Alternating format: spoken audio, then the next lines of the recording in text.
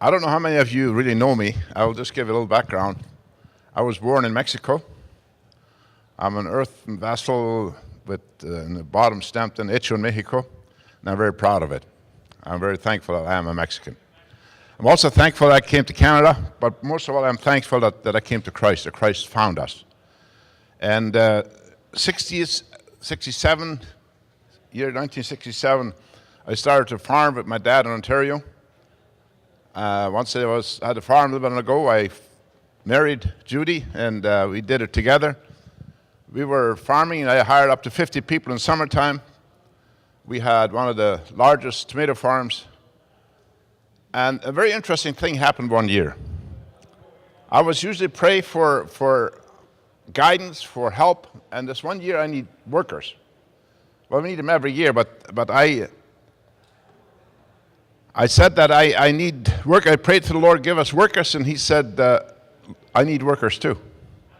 I said, Lord, if I don't get workers, my tomato crop's going to spoil. He said, my crop is spoiling too. That year, God had blessed us with a harvest beyond any other year. We had our contracts over full, and we still had from 300 to 400 tons of tomatoes on the field.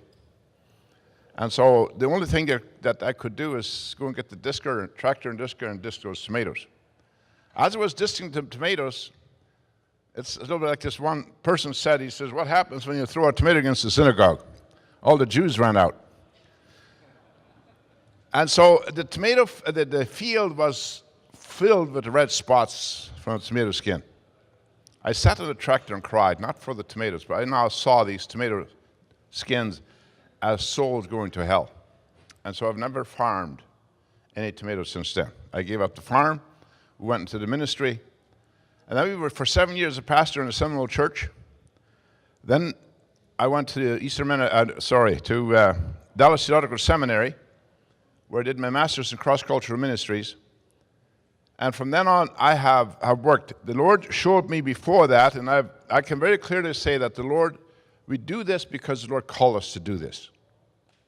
When I came home from Mexico one day, I had 4 weeks of services, evening services.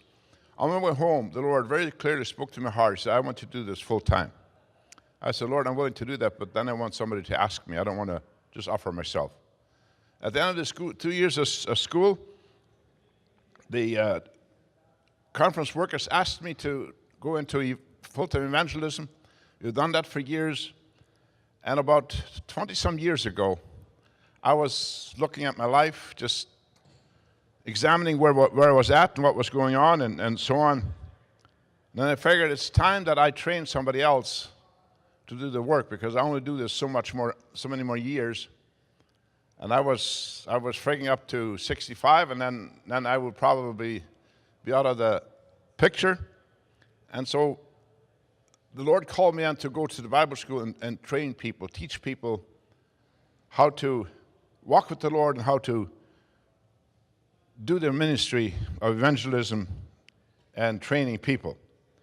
So Steiner Bible School has started in 1965, 67. I was there the first year when that school was open. I went there for 3 years for training. That's where I started to learn. I was 20 years old at that time. I learned so much. I really appreciate that. This is a little bit how it looks in the winter times of the buildings. I won't take much time for that. This verse I want to share with you is out of 2 Timothy 2, verse 2. It says, and the things which you have heard from me in the presence of many witnesses, these entrust to faithful man who will be able to teach others also. So for me, it has been a great joy to lead people to the Lord and to introduce them to a new life in Christ. But a greater joy when if somebody that I have helped or have trained, they lead people to the Lord. That's been a greater joy. And I think that's what Jesus said in his high priestly prayer in John 17. I pray for you. He prayed for the disciples, but not only for the disciples, but also for those who will receive Christ or the message through the disciples. And so somebody ahead of me received that gospel, and they brought it to us. Now we have the opportunity to bring it to others. I have had a great joy, Judy and I have had a great joy to working under the EMC conference. Not everything has been rosy, but those things God also used in our lives to teach us submission and obedience. Today I can look back and I said, thank you, God, we have never quit. God has been faithful and has encouraged us through the EMC. And many of you, I know you have prayed for us steadily. You have encouraged us. You have helped us. And that's why we've been able to do what we are doing. The school is located about where that arrow shows in Mexico. It's basically out of nowhere. Now there's a store less than a kilometer away, a little convenience store, but there was nothing even that. There was just on the field, and that was actually good for people to come there and just study. There's just a little bit of the direction. There's Abe Siemens, or Bram Siemens, he's the director of the board. Cornelia Schmidt is the director of the school. And the motto is to receive, revive, and resend.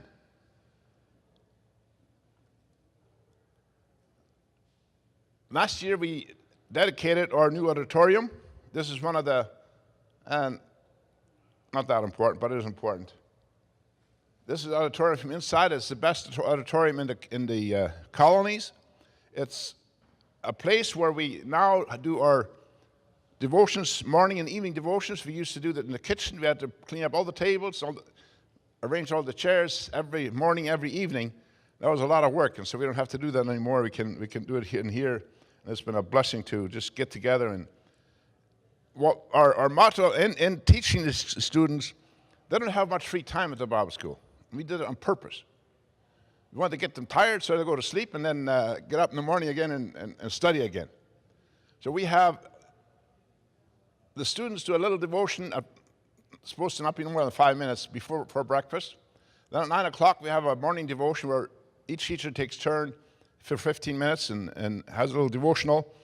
And then in the evening after the classes at 9 o'clock we start again for just about an hour, singing and sharing and testimonies and different things. Then we have prayer and fasting day once in the school year. A lot of students that come there have never fasted in their life. And so they are kind of afraid what's going to happen. And it's very cute to see how when these students go through this day, how they say, this has been a wonderful experience. This is what the Lord was teaching to me. This is what happened. And sometimes we have the students busy all day.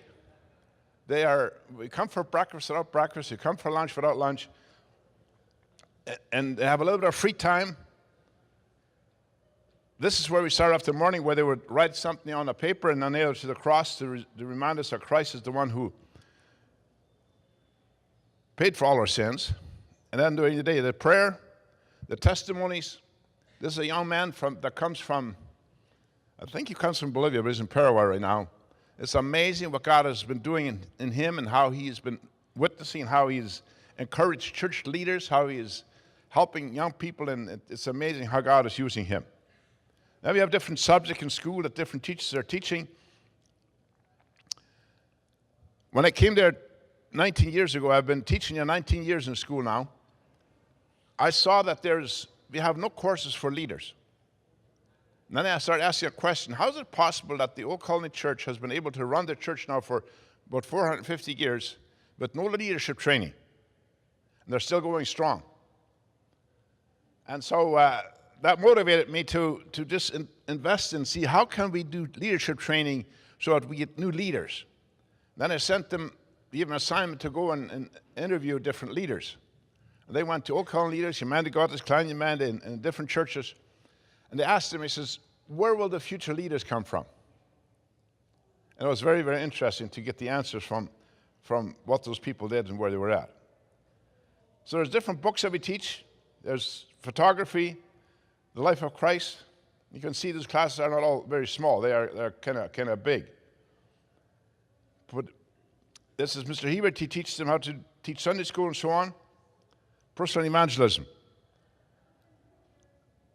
Helen Hope is here. She wrote a book, I don't know how many years ago, for the northern native people how to evangelize. And I asked her, can we translate that book into German? And she allowed us to do that. So we translated that book and use it in the school now. The first year I used it, the student came back the second week and was very sad. He says, I showed my dad this book, and he won't give it back to me. Is there a possibility I can have another one?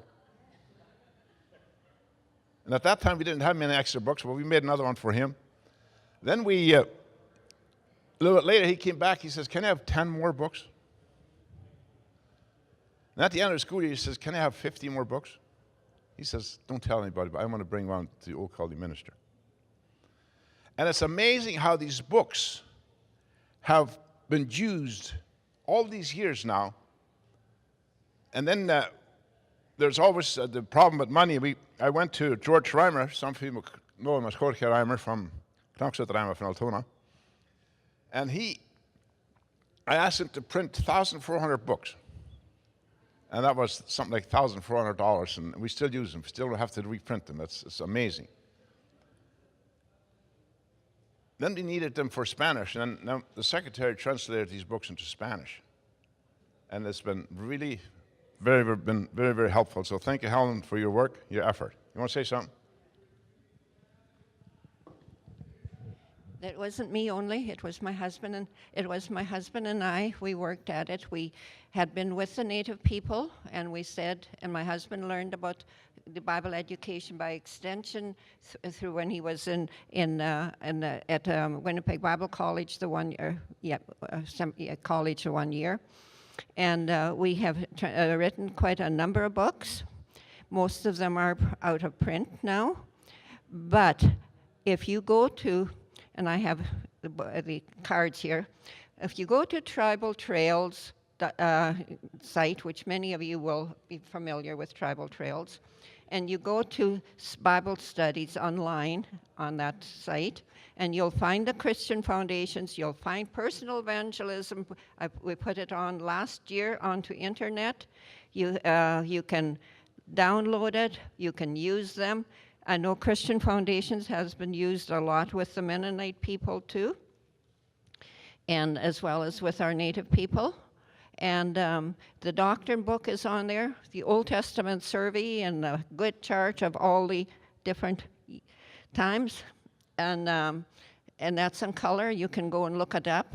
And if you have the Nitro program, you can load it down and print onto your computer, save it on your computer, and then print it out as you wish. There's no charges on them. And it's free to use. We have, so that is, if you Adobe, then you can download it, but you can't load it onto your computer. You have to print it out though. So Nitro program is free of charge, and I like it. It's much better yet than the Adobe, but you can go and look, and Lord willing, I hope to put the Gospel of John studies on this by fall. And for those who are interested in intercultural, I put on under how to learn to read and write in Cree syllabics. So if anybody is into the Cree, that is where you can learn how to read and write it. So my encouragement is, wherever you are, if you need some new believers, you need study books to ground them, not to stay there, but to a stepping stone to go into deeper studies of the Word of God.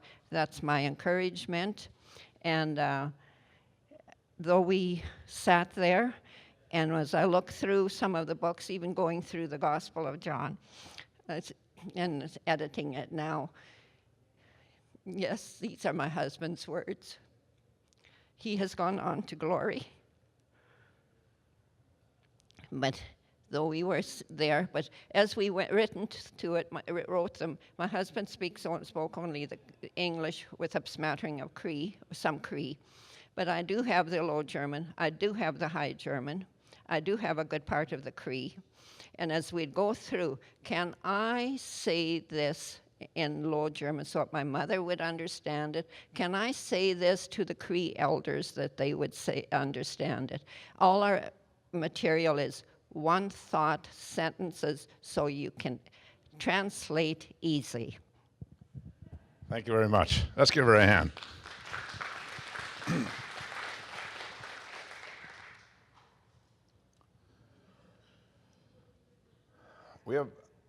I've done counseling classes. It's not so much to train them as counselors. It's a lot of times first to give them counsel, because I believe very much that if you want to give somebody some counsel, you have to have peace in your heart, in your own life.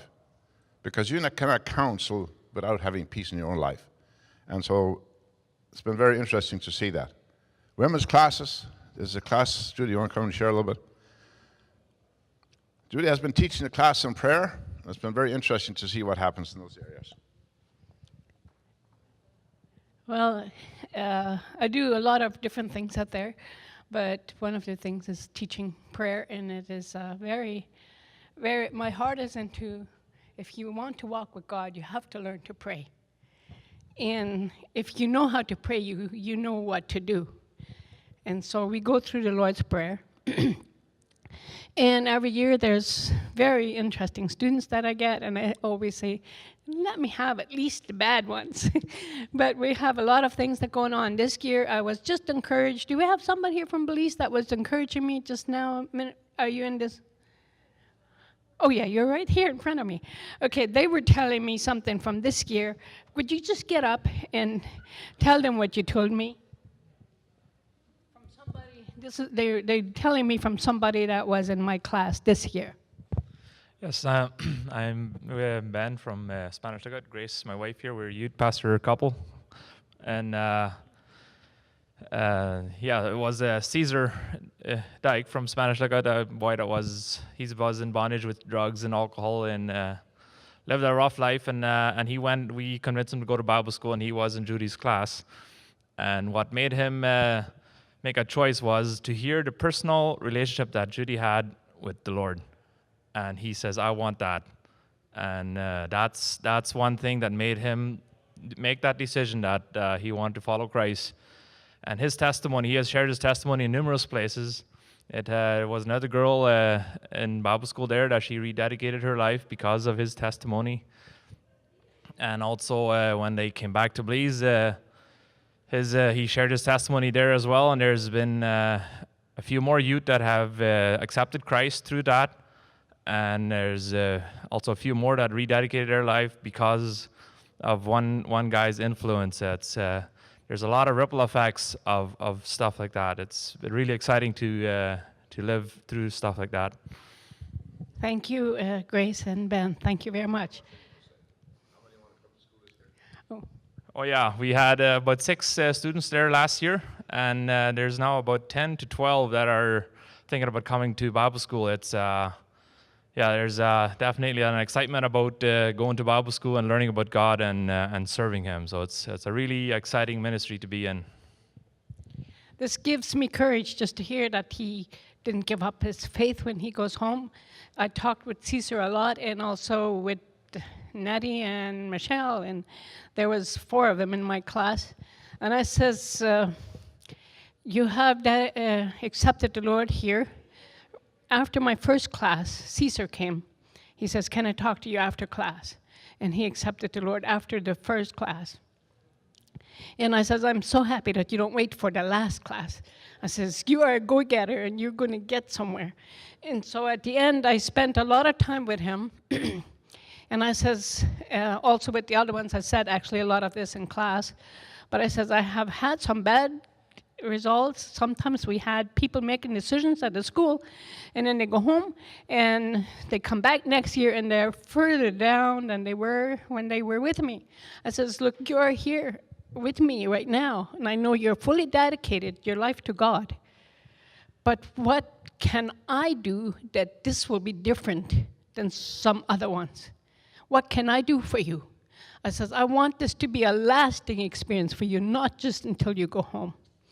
And so we talked about it a lot, and Caesar always says, I promise I will. I says, a lot of people have promised. And he says, I promise. I says, if you don't want to take it on further than here, then all this is not helping you anything. So we had a lot of exit talks about making it go longer than just going home. Make it a relationship with God that will be as long as you live, and get other people in for the Lord.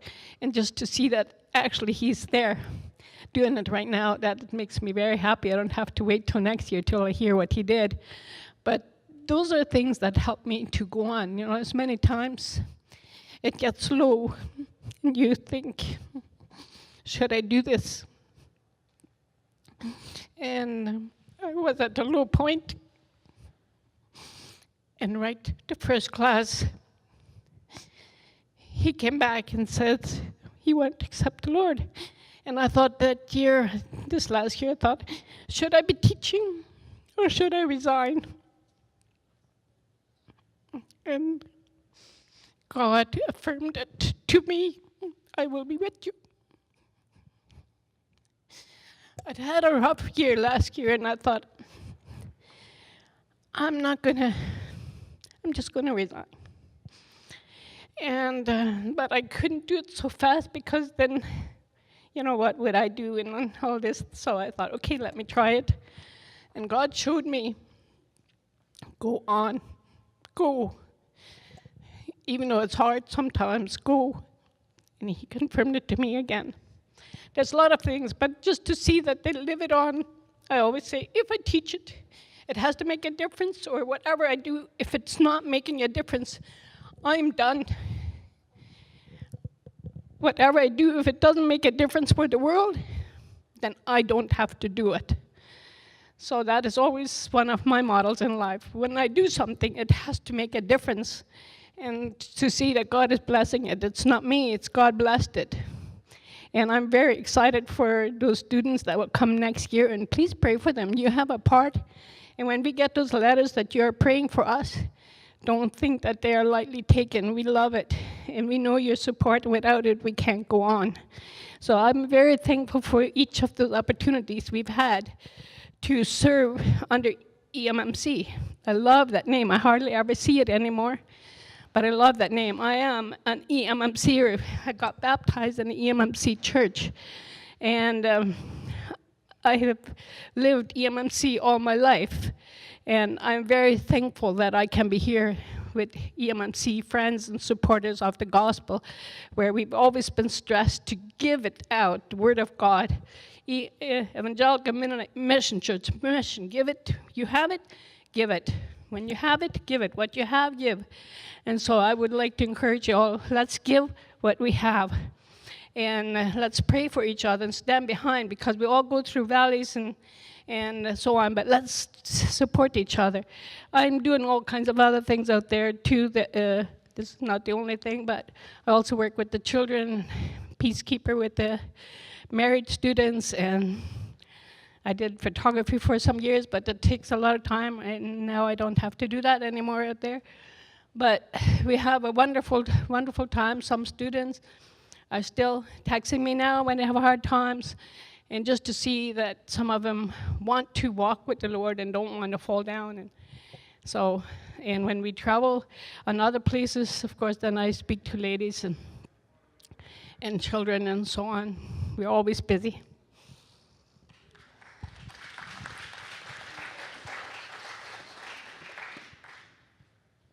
Thank you, Judy. The choir does some outings. There's a natural cave not too far from us that they usually go, and the choir goes there and sings. And it's a beautiful place to just worship. It's all natural in a natural cave. This is where we do take them on a retreat once a year. We have a sermon on the mountain.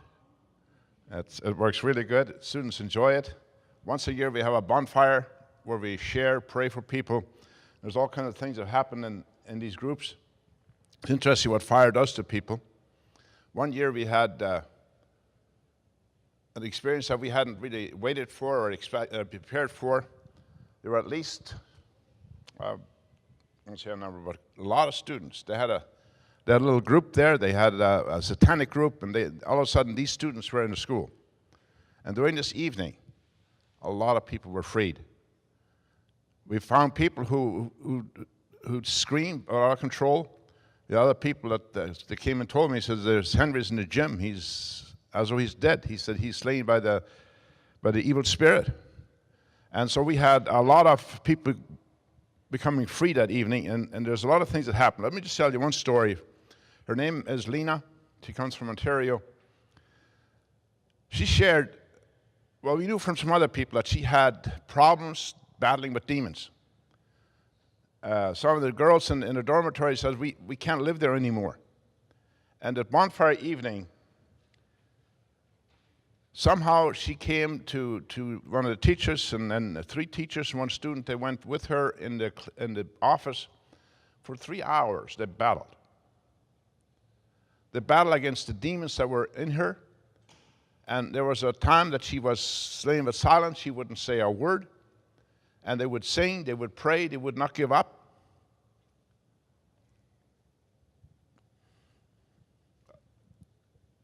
About 3.5 hours later, they came all rejoicing. And Lena came to the mic and she says, "Thank you for not giving up." And she has repeated this many, many times. She said, during this time that I couldn't speak, I was just hoping they wouldn't give up. I just inwardly hoped they wouldn't give up because I want to be freed. And then she shared this after she was freed. She says, I was at home, I was angry, I was hateful. I wrote in my diary how I was going to kill my sister. And the sister took this diary to the school counselor. The school counselor called the police, and the police called the parents and says, if you're not going to take her to the mental institution right now, we're going to go and pick her up and put her in jail. And so they put her into the mental institution. She was there for a month, and they couldn't hold her longer than a month against her will. They had all kinds of medication. She was diagnosed as schizophrenic and bipolar and so on. And she came to school and she says, I left all my pills at home. And she says, now I'm free. It was just amazing to see what happens when people become free. And so as a school, we don't have just the teaching. We also have a lot of practical help for people who are struggling. And then her prayer was that she would be successful. She wouldn't just fall back. And next year she came back, and she was so excited. And she's gone on. She started a sister group in Ontario. She went on to a different school last year, and she is just following the Lord, and it's amazing. People graduate after 4 years of study. They graduate, and we thank God for when they do graduate. But what do they do then? I've often said God is doing a work in Bible school, and I just pray that we won't stand in the way. And so then the question is, where do they go? What do they do? I just want to show you a few. Corny Fraser just graduated 2 years ago. He's now a pastor of the Tigerton Church in Tigerton, Texas. We have David Weeb. I'm going to share a little more about that. David Weeb was involved in using drugs, alcohol. He tried to ship marijuana, and he got caught right away, so he didn't do that anymore. But then later on, he started laundering money. And when he came to the Lord, and he started to walk with the Lord, and he was struggling back and forth, and he started coming to Bible school. He started coming to the personal evangelism class. And he was so excited that he could learn something. One day he came to school, and he was kind of sad. He said, last night, people broke into my home. They have a 12-pound hammer. He says, usually once I'm at the door, they come in. He said, here they had to go through 2 doors. It gave me enough time. He says, I had my gun, my revolver under the pillow. He says, I just slipped behind the bed. And they came in and put the gun at my wife. And he says, don't move, we're going to kill you. And so he says, what do I do? And he just shot the guy right in the chest. And the guy had a iron vest on, so it didn't bother him. But they said, ooh, and then they walked out, and he was shooting after him. And he said, I was surprised that nobody stayed there. Now, this is one of the born-again Mennonites who's come to Bible school. Then for 30 days, he's had his 30-30 in his truck, and he was looking for one person. He said, I was so hateful. I wanted to just kill that man.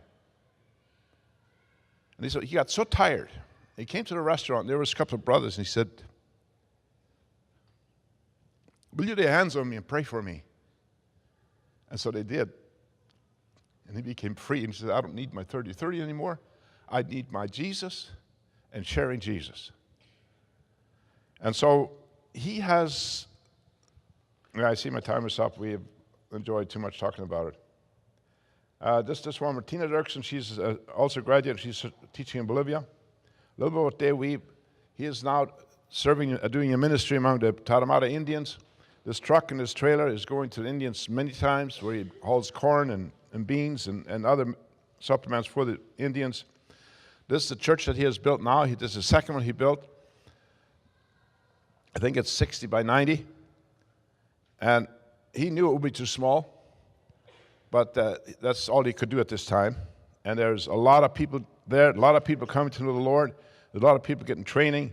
There's people who he has got now 4 people that have gone through the school. This is a school in the mountains that's by a Baptist who teaches the school. It's specifically geared for the Indians. They have gone through training. And this is one of the ministers that is helping. He has 2 couples now that are ministers there, that they're under him.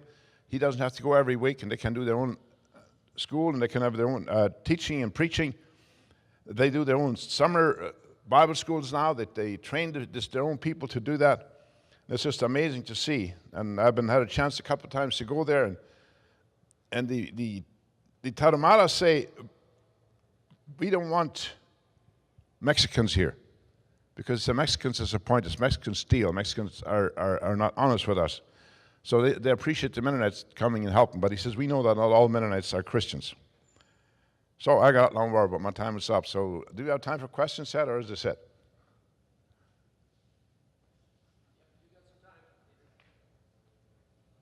I have all the time. So there's a question over there.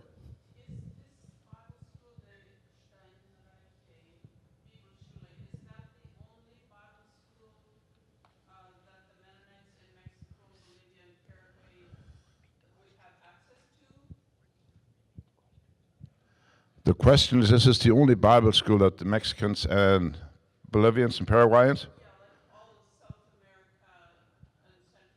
No, not necessarily the only one, but that's one of, it's a very unique Bible school. That's the only one that has everything. We teach in Low German. We have notes in English, notes in German, and some notes in Spanish, depending. Now, there is a Bible school in Loma Plata in Paraguay. There's also one in Asunción, but that's more like a university seminary type.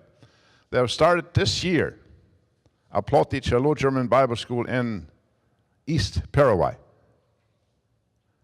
But there's only one school like Stanley. There's no other school like that. So what would the student population be? Last couple of years, we had around 320. Yeah, on campus they live about 100 that can live there. And they have a project now. They want to build on another $2 million project to house more people. Just a little more information on the school. The school runs from January to March every year, just those 3 months. And the picture of the facility you saw at the beginning of the year, that is their campus. And so but the teachers also offer seminars in area churches and gather leaders and other interested people to take some of those courses even off campus. Yeah, that's the campus there.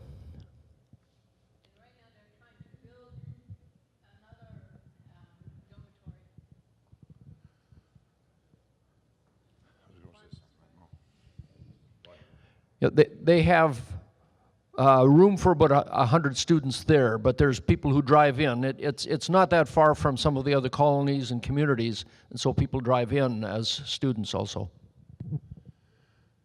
We had a little bit of a problem, didn't know exactly how to do it with enrollment. And so 2 years ago, they asked the question, can we charge a deposit for students who want to come here? And so they charged, I think, a $200-300 deposit, and they weren't sure it was going to work or it was going to backfire.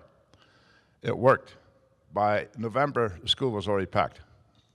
They had to say no to all the other students. There's quite a few students that wanted to come. We didn't have room for them. Now, this last year, something new happened, and that is, I talked about a little bit yesterday, that some of the Rhinelander ministers they came to my leadership class, and I was so shocked I didn't know what to do. Well, I knew what to do, but I was very anxious that I wouldn't scare them away by what we did. And they came second week, and I didn't come anymore, and I wondered, what's happening. And I talked to John Hebert, also a teacher, and he said they also came to his class and said, "Are they still coming?" "Yeah," he says, "I give them private lessons, homiletic lessons in my room." And they stayed right until the end of the year. And then at the end of the year, I met them, and they greeted me, and they said, "Sorry, we just did not have enough time to come to your class, all your classes." And so there's doors opening. It's just amazing what's happening among the people, and we need more room, and it's just amazing that people are hungry for the Word of God. There is a revival going on, which I would like to talk about, but I guess we won't have time for that. I'm just curious how the location was chosen of that school and also the name Stone Ridge. The village is called Steinreich because there's lots of stones, and so the place was developed because the farmers that lived there, they wanted to have their own school for their own children.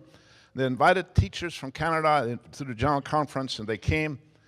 And the parents didn't have vehicles to drive them to school every day, so they built a building, for a boarding room where they could sleep and eat. And they were home parents, and they would live there the week and go to school.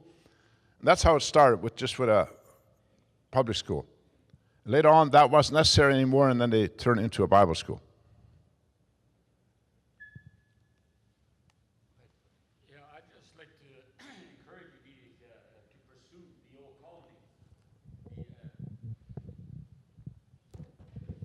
colony. I would just like to encourage you, Dietrich, to pursue the old colony ministers, not just the Rhinelander. I think the old colony, there's a lot of ministers there that are open. They would be ready for it, and I would encourage you to do that. And anyway, what I wanted to say is something that should happen for on behalf of the Steinreich School is to find out how many of those people who graduate there and where they are and what they're doing today, the impact that those students and that school are having in our communities right across wherever the Mennonites are, be it Ontario, wherever they are. Belize, it's huge, and I don't think that study has ever been done, but I think that would be very beneficial for that school. We'll start that study right now. Who of you here have been at Steinreich Bible School as students? Would you stand so that the others can see you?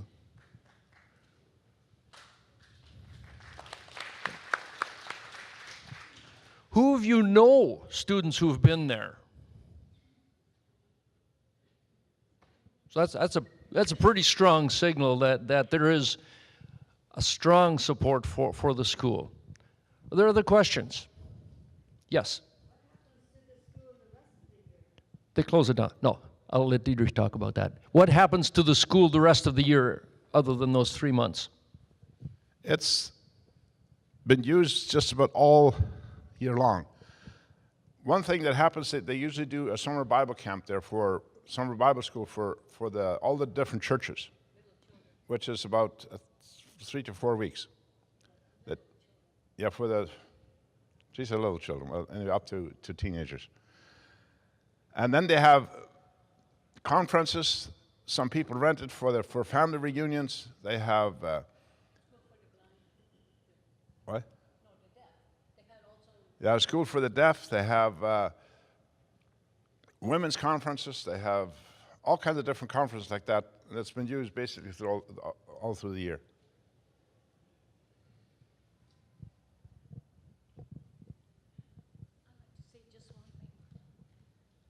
You wonder what kind of people are allowed to come. Everybody can come to this school, and we have people that have not very much education. We have people that already have had some college, and some that are finished. And I always talk to all of them. They're all happy. So this is a unique school. The school teaches in Plautdietsch, but that doesn't mean that that's the only language that's used. Students are allowed to write their papers in English or in German from a class that has been taught in Plautdietsch. So you can imagine the opportunity for for work there is for those teachers as they expect some work handed in from people who are basically illiterate, and you help them to start writing and reading, to students who have graduated in Belize and in Canada and also in Mexico from high school coming in. So that level of quality of work that the teachers have to deal with as they work on courses. Does that present a problem? No. It's a challenge. I have some students do their homework in Low German, High German, Spanish, and English. So, and what I don't like is some mix it up. That I don't like. But they can use the 4 languages. That's okay with me.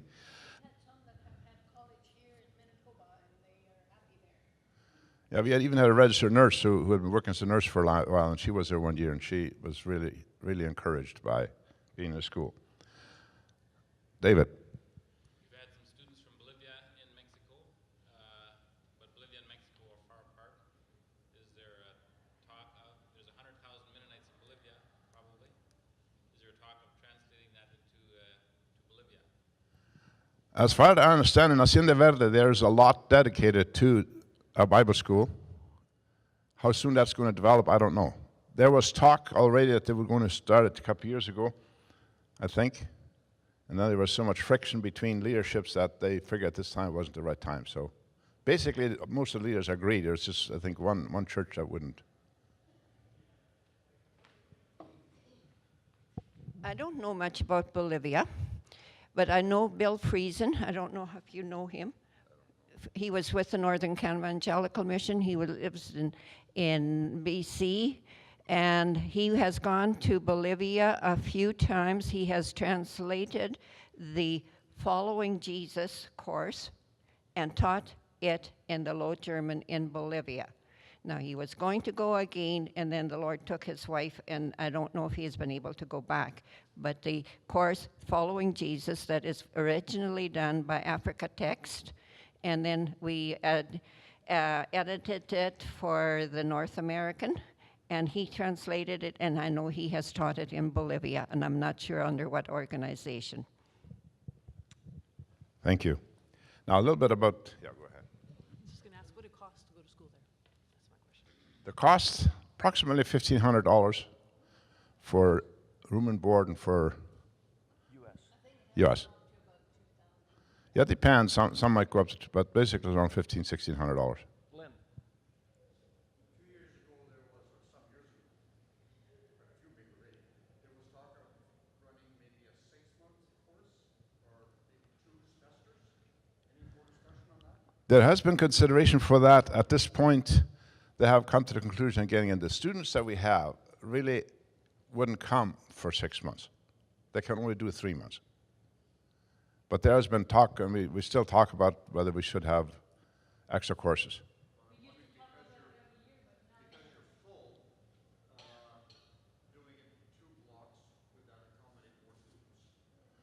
Yeah, that's a good idea, and I think we're looking at that, but at this point, it's not happening. And the teachers that are there, most of them can't come for 6 months either. And that is one of the challenges, especially of the Steinreich School. There are fewer and fewer teachers who are capable of using those, in many cases, 4 languages. We had there was a couple from Paraguay there 2 years ago who we talked with them, and they were really struggling because they didn't know the English, and so many of the students were handing in their work for English, in English. So this couple had to then try and get the students' work translated from English into a language, German, Spanish, or Plautdietsch, that they understood to help the students in the quality of the education. Interestingly, that is the couple also, and Dave and Elizabeth, you may know them, Edwin and Esther Rempel, who have been working with Bolivia a number of times from Flucht zum Segen. They are now working in Sommerfeld with that, grounding that school. They're going right now, and I believe they have 4 full-time students and 20 part-time students. And that's going on right now. It started in June, is going till, I think, end of August or something. Where are these students? the General Conference in Mexico's conference leader is a graduate from the Bible School. His name is John Clausen. We have John Lowen, who is at this time, he's the assistant pastor, and he's also the mission director for the work that Isaac Bergen was doing in Cuauhtemoc. We have Henry Thiessen from Durango, who has graduated from the Bible School. He came from a street where he really couldn't read and write. He is now the conference leader of the churches that our conference started there, and the EMC conference started. And they joined and made a conference, and he's the leader of that conference, and he does outreach and missions. It's just amazing how he leads churches. We have, like I said, Tina Drieger, who is in Bolivia teaching right now. She's a graduate. Dirksen, that's right. Thanks for correcting that. And so we have a lot of people that have taken up positions, pastors and helpers. And then we have some who are moms at home. They're better moms now than they would be if they wouldn't have been Bible school. Other questions? This is, the Steinreich Bible School ministry is just a portion of what Dietrich and Judy do. They travel regularly to other areas, to Belize and to Bolivia, to Paraguay, and it seems wherever they go, they have an in, and they're accepted, and people open up to them. So I'd encourage you to, as you remember the names Dietrich and Judy, pray for them, both for them as they travel, for their health, for their family, as Dietrich and Judy spend a lot of time away from their home, which is now Seminole, I believe. But their kids are in other areas. And also as they reach out into the Mennonite, especially the Mennonite community in other countries. So if there are no other questions, yes? Picture looks interesting. Yeah, the man is playing accordion and the wife was singing. That was, we work on the mission committee there in Mexico once where they had services for 1 week services for the family. They wanted to build up the families, and different people would come and sing. This is one couple. There's a Frisian couple that have accepted the Lord. He was an Ulkrische Sänger. I don't know if you don't understand that. And there's quite a revival happening among the Old Colony Mennonites in Mexico also. And when you say that open doors, I have never been sent away. Well, yeah, once I've been sent away when I was there a second time, but that was the lady that sent us away, a bishop that we visited. But I've had access to different bishops, shared the gospel, shared the testimony with them, and we have had meetings. And one time we were in Bolivia. Remember those people when they were jailed for breaking into houses? We visited those people in jail. We visited that colony one time, and I was there with another gentleman who knew a lot of people there. And I said to him, let's go for Donnerdag. Donnerdag is usually on Thursday when they have meetings of ministers. And I said, let's go there and talk to them. And he wanted to, but we had not arranged a ride. And so we went there in the afternoon. And somehow we ended up at the bishop's place. And there was 24 buggies when he came on the yard. And I said, here's something going on. Some of the gentlemen said, well, we need to leave. This is not the right time. Yeah, this is exactly the right time. And so the Vorsteher, which is the, what do you call it, Vorsteher? Community leader. He came out. We didn't know he was the community leader, but he came out to the car and he says who we were and what we wanted to do, and we said who we were. He said, you want to come in? And says, yes, we'd like to come in. So he walked in and he came back and says, invited us in. There was around 54 people. All the bishops, the ministers and the deacons, and altogether about 50 men. And we didn't know, but they were gathering because of us. They had heard that we came to help the people in jail, and they wanted to see what they could do with us. And so we walked in, but the question is, how do you start when you're in front of people like that? But it was amazing how the Lord used that, and we have had many, many opportunities to serve in different capacities like that. We'll end it there. I've asked Jacobo to come up. Jacobo is a former student, also from Cuauhtemoc area, who has been a teacher for us in our MEM schools in Bolivia and is planning now to continue his education at Steinbach Bible School in fall in preparation for ministry. So pray for Aganitha, also a former student from Bolivia, and Jacobo. And make sure you visit with Dietrich and Judy. There are more stories, and there are more stories of how lives are transformed. So take an opportunity to visit with them, and Jacobo, I'll ask you to pray. First of all, it's good to see you again, Dietrich and Judy, and it's been a blessing to be at SBS for 4 years, and God has changed my life and many other people's life through that, through people like you that are there, going there on the call of God to teach younger people to go and serve. And Judy, I know it's been hard. Your class may be sometimes prayer, but I have one thing that I will never forget is that you thought to take time on private and to go and talk to God. And that was, I had never heard it before like that, to take time like that. And also, Dietrich, I've just always been enjoying that. So let us pray. Father, thank you that we have the privilege to come before you. And today, I want to thank you especially for Dietrich and Judy and for their work that they have been doing for SBS. And I know it's only a part of what they're doing for you. And I just want to praise you for calling them and for their obedience, that they are obedient to your call. And Father, I thank you for their willingness that they take at SBS and for having sleepless nights just to pray things through as people get free, and that they continue to do that year after year. And I just pray now that you may bless them, their time here, and also as they travel around the world, and especially among the Low German Mennonite people as they bring the good news to them.